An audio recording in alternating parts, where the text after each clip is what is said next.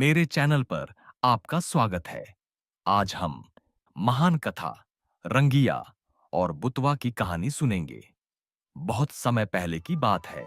एक गर्भवती महिला अपनी पारंपरिक पोशाक रिगनाई बुन रही थी।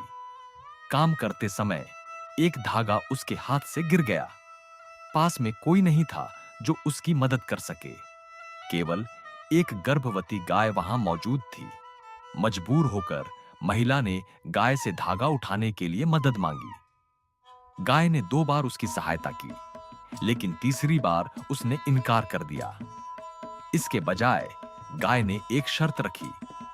अगर उनके बच्चे विपरीत लिंग के होंगे तो उनकी शादी होगी, और अगर एक ही लिंग के होंगे तो वे जीवन भर साथी रहेंगे।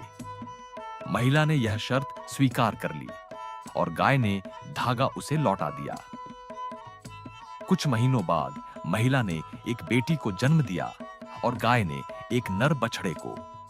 दोनों बड़े हुए और बेहद करीब हो गए, लेकिन जब लड़की युवती बनी तो गांव के लोग उसे बैल की पत्नी कहकर चिढ़ाने लगे। अपमान और दुख से भरकर उसने एक आंवला के पेड़ से फांसी लगाकर अपनी जान दे दी। बछड़ा भी उसकी मृत्यु से टूट गया और उसी पेड़ के पास उसने भी दम तोड़ दिया। वर्षों बाद वे दोनों फिर से जन्मे। लड़की त्रिपुरा राज्य की राजकुमारी बनी और बैल एक विशाल सफेद हाथी के रूप में पैदा हुआ। बचपन से ही यह हाथी नटखट था और तब तक खाना नहीं खाता था जब तक वह राजकुमारी को न देख ले। जैसे जैसे वे बड़े हुए, हाथी शक्तिशाली बन गया और राजकुमारी सुंदर और आकर्षक। एक दिन जब वह उसे चारा खिला रही थी तो अचानक हाथी उसे उठाकर जंगल में भाग गया। राजा की सेना ने उसे रोकने की कोशिश की, लेकिन वह बहुत शक्तिशाली था। राजा ने घोषणा की कि जो भी राजकुमारी को बचाएगा उसे आधा राज्य और राजकुमारी का विवाह इनाम में मिलेगा। गांव के 2 भाई रंगिया और बुतवा इस चुनौती को स्वीकार करते हैं।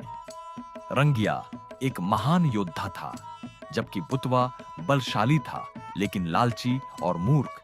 राजा ने उन्हें यात्रा से पहले अच्छा भोजन कराया, लेकिन बुतवा इतना लालची था कि उसने बहुत अधिक खा लिया, जिससे शाही भोजन की भारी कमी हो गई। एक चालाक दासी ने चावल का एक गोला मकई के आकार का बनाकर उसके सिर पर रख दिया और मजाक में कहा कि उसने इतना खा लिया कि अब उसके सिर से चावल उगने लगा है। शर्मिंदा होकर बुतवा ने खाना बंद कर दिया। जैसे ही वे अपनी यात्रा पर निकले, उन्हें रास्ते में कई पदचिह्न मिले। जब बुतवा ने एक छोटे पदचिह्न को देखा तो वह हंसा और बोला कि वह इस हाथी को एक उंगली से हरा सकता है। लेकिन जैसे जैसे वे आगे बढ़े, पदचिह्न बड़े होते गए। बिल्ली के आकार से, कुत्ते के, फिर गाय के, और अंत में इतने विशाल कि उनमें 100 लोग खड़े हो सकते थे। असली आकार समझकर बुतवा डर गया और वापस लौटना चाहता था, लेकिन रंगिया ने उसे याद दिलाया कि उन्होंने राजा का भोजन खाया है और अब उन्हें अपना कर्तव्य पूरा करना होगा। वे एक विशाल नदी के पास पहुंचे और उसे पार करने के लिए एक बेड़ा बनाने की जरूरत थी। रंगिया ने बुतवा से बांस इकट्ठा करने के लिए कहा, लेकिन उसने गलती से केवल सूखी घास इकट्ठा कर ली। गुस्से में रंगिया ने खुद बांस इकट्ठा किया। वापस आने पर उसने देखा कि बुतवा नदी में स्नान कर रहा था। रंगिया ने उसे बताया कि यह असली नदी नहीं थी, बल्कि हाथी का मूत्र था। यह सुनकर बुतवा और अधिक डर गया। आखिरकार वे सफेद हाथी के पास पहुंचे, जो राजकुमारी के पास सो रहा था। उन्होंने उसे धीरे से जगाया और भागने की योजना बनाई, लेकिन हाथी जाग गया और हमला कर दिया। रंगिया बहादुरी से हाथी से लड़ा, जबकि बुतवा राजकुमारी को महल में ले गया। रंगिया और हाथी का युद्ध एक पूरे महीने तक चला। धरती कांप उठी, यहां तक कि स्वर्ग भी हिल गया। स्वर्ग के राजा ने अपनी बेटियों से पूर्व की ओर न देखने को कहा, लेकिन एक जिज्ञासु बेटी ने झांक कर देखा। जब उसने रंगिया को विशाल हाथी से लड़ते देखा तो उसे दया आ गई।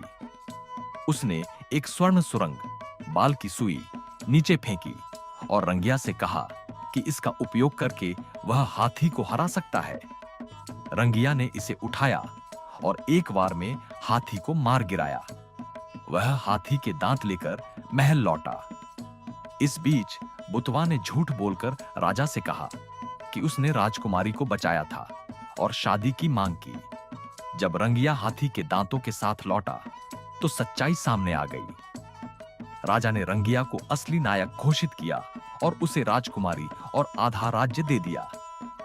रंगिया और राजकुमारी अपने गांव लौट रहे थे, लेकिन रास्ते में एक भयानक आदमखोर राक्षसी का जंगल था। उन्होंने रात को विश्राम करने का फैसला किया।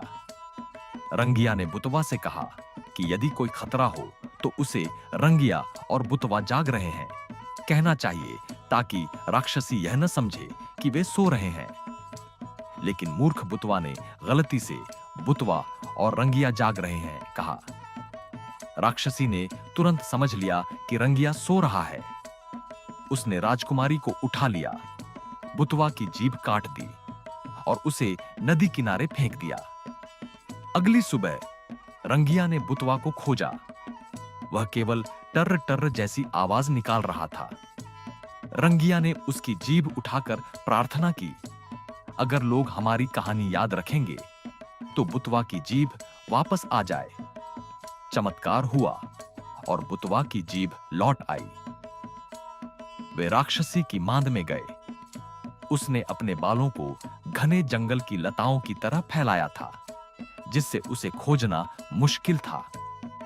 उन्होंने राजकुमारी से कहा कि वह राक्षसी की दोस्त बनकर उसकी कमजोरी पता करे। राजकुमारी ने निष्ठावान होने का नाटक किया। राक्षसी के बालों में कंघी करते हुए उससे उसकी सबसे बड़ी कमजोरी के बारे में पूछा। हंसते हुए राक्षसी ने घमंड से कहा कि वह अजेय है, क्योंकि उसकी जीवन शक्ति एक सुनहरे पक्षी में छिपी हुई है, जिसे एक सुनहरे डिब्बे में बंद किया गया है।